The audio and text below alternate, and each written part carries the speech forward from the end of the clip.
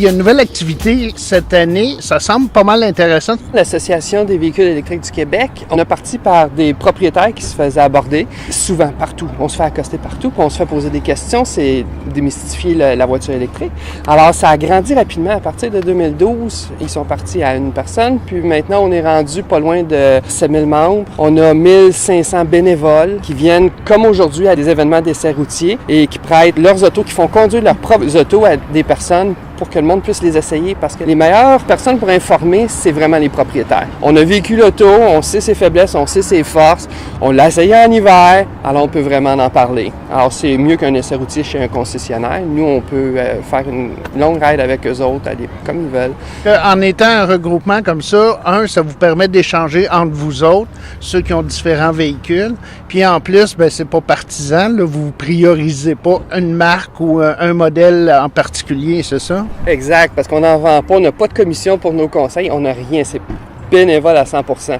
Alors, il y a du monde qui vont venir me voir parce qu'ils sont excités à BMW i3 puis à True Sport, mais mettons qu'ils vont dire « j'ai 3 enfants, puis j'ai besoin de 3 places en arrière, je ne vais pas leur pousser la BM parce qu'il n'y a pas 3 places. » Alors, je vais dire « allez voir la Volt, allez voir la Kia Soul. » On va les repousser vers les bons modèles. On les connaît toutes. Quand on touche à ça, même si on n'était pas des hommes ou des femmes de char, je pense à ma blonde qui n'était pas ça, mais là, elle est rendue passionnée de ces autos-là parce que c'est différent. C'est pas juste un auto, c'est une nouvelle façon de vivre. Façon de vivre sans aller à la station d'essence, se geler en hiver, sans faire des line-up à la station d'essence.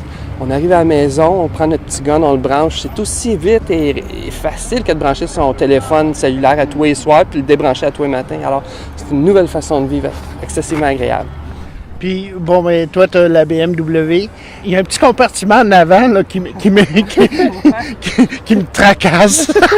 Effectivement.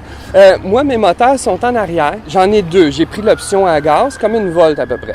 Donc, mon moteur électrique, il est gros de même, il est tout petit. Ils le mettent en arrière à hauteur du hub de roue.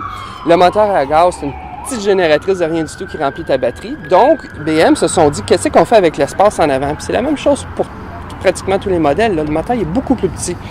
Donc, ils ont avancé l'habitacle. Si on regarde à l'intérieur, mon windshield il est plus loin que si vous êtes dans un X1, mettons, de BMW ou une 300. Il est beaucoup plus loin. Tu respires beaucoup plus parce qu'ils ont tous été rechercher cet espace-là qui, en général, est perdu pour un moteur thermique. Puis, nous, BM, ils ont fait un petit compartiment.